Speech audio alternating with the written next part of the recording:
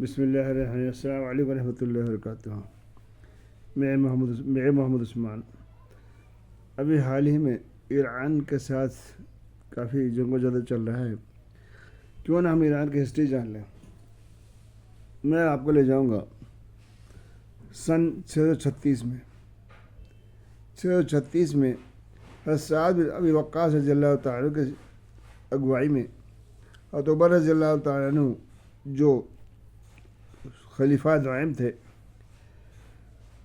اس کی لیڈرشپ میں عربوں نے ایران پر حملہ کیا اور فتح نصیب ہوئی، اور اس کے بعد سے ایران میں اسلام آ گیا اور بہت تیزی سے پورے اسلام کو تھوڑے ہی دن میں عربوں نے اسلامی کلچر وہاں پر قائم فرما دیا. اس کے بعد سے وہاں اسلام چلتا رہا، لیکن ایک شکل اور بن گئی تھی. اس کے بعد سن 1500 میں صفوی حکومت وہاں قائم ہوا. صفوی خاندان کی حکومت قائم ہوئی، جنہوں نے وہاں پر شیعہ مذہب کی نیو رکھ دی، اور اس کے بعد سے پورا کا پورا ایران تقریباً 90% شیعہ مذہب میں داخل ہو گیا. وہ بھی چلتا رہا. اس کے بعد 1925 میں شاہ رجا پہلوی، جو پہلوی خاندان ہیں، ان کی حکومت آ گئی ایران میں. ان کا بھی چلتا رہا. وہ 1979 تک شاہ رجا پہلوی کی حکومت رہی. چونکہ ایران کافی حد تک امریکہ کے قریب آ گیا تھا اور فلی امریکن کنٹرول میں ہو گیا تھا، ایران اتنا آزاد ہو گیا تھا کہ وہاں کا کلچر پورا الٹرا ماڈرن ہو گیا. وہاں کی عورتیں، لڑکیاں، ڈریس کوڈ، سب کچھ بہت زیادہ ماڈرن ہو چکا تھا.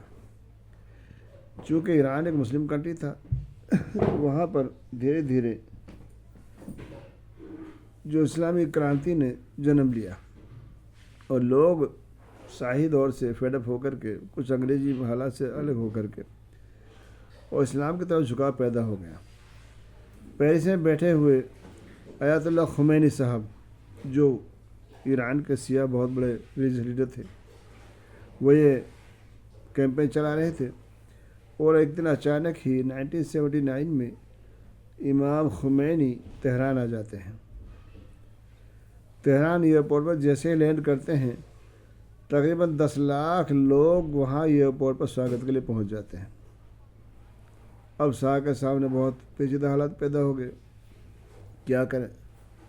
شاہ رجا پہلوی نے حکم دیا فوج کو، آرمی کو، یہ فائر. انہوں نے کہا جی کتنوں کو ماریں گے؟ اور اس کے جسٹ بعد یہ فوج نے وہاں بغاوت کر دی. He was left with no option at all. Shah Reza Pahlavi کو بھاگنا پڑا. اپنے محل سے اپنے ہیلی کاپٹر میں چڑھ کر پوری فیملی کو لے کے پیرس اڑ گیا، چلا گیا. وہیں جا کے مر گیا. ان کی خاتون بھی وہیں مر گئی جا کر. اور اس کے بعد ان کا لڑکا ایک رہا جو آج کل بادشاہی کے خواب دیکھ رہا ہے. 1979 میں وہاں اسلامی کرانتی ہو گئی.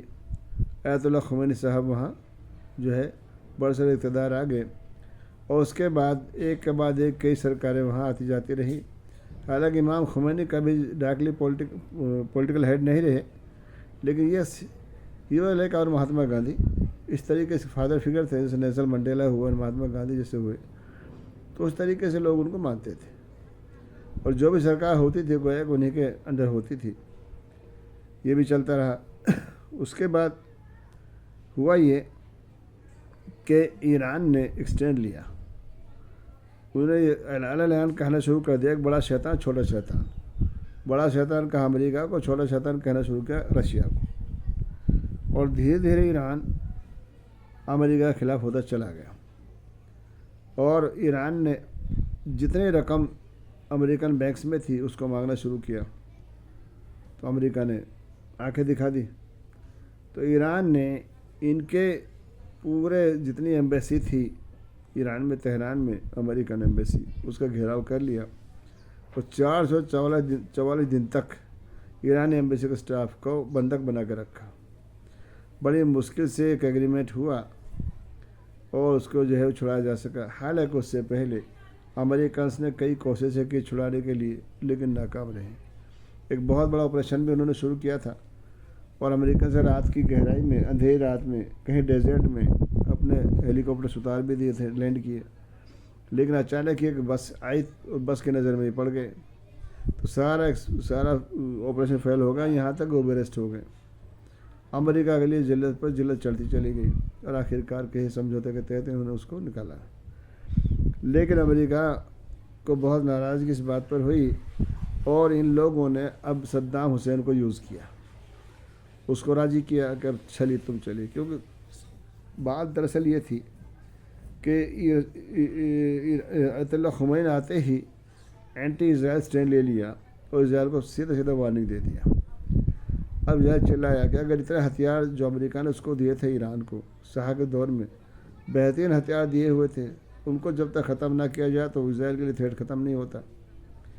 تو انہوں نے پلان یہ کیا کہ صدام فوجی کو جو ہے تیار کیا، اور سعودی عرب نے فنڈنگ کی۔ بات دراصل یہ تھی کہ سعودیہ کو بھی خطرہ ہونے لگا تھا، کیونکہ اب تک تو اسلام کا ٹھیکیدار اکیلے سعودی رائل فیملی بنی ہوئی تھی، اب ایک نیا ٹھیکیدار پیدا ہو گیا، اور وہ بھی یہ کہ آیت اللہ خمینی نے صرف سیاہ کے لیے بات نہیں کی، بلکہ انٹائر مسلم امت کے لیے بات کرنا شروع کر دیا، بلکہ اس نے نعرہ دیا کہ ساری دنیا کا مسلمان ایک ہو جاؤ، جو ڈائریکٹ سعودی عرب کے لیے تھریٹ بن گیا۔ پلس ایران ڈیموکریٹک کنٹری بنا، سعودی عرب تو رائل فیملی ہے، تو ان لوگوں نے اسلام کا چولا اڑ کر، اور چال یہ چلی کہ ایران سے پورے سنی ورلڈ کو خطرہ ہے، اور پھر امریکن سپورٹ سے ان سب نے مل کر کے ایران کے اگینسٹ ایک اسٹینڈ لیا، صدام کو چڑھا دیا، اور سیدھے 1980 سے لے کر 1988 تک 8 سال جنگ رہی۔ ان 8 سال میں بھی ایران نے ہاتھ نہیں دیا۔ تو یہ اب تک کی بات ہے، آگے پھر بتاؤں گا۔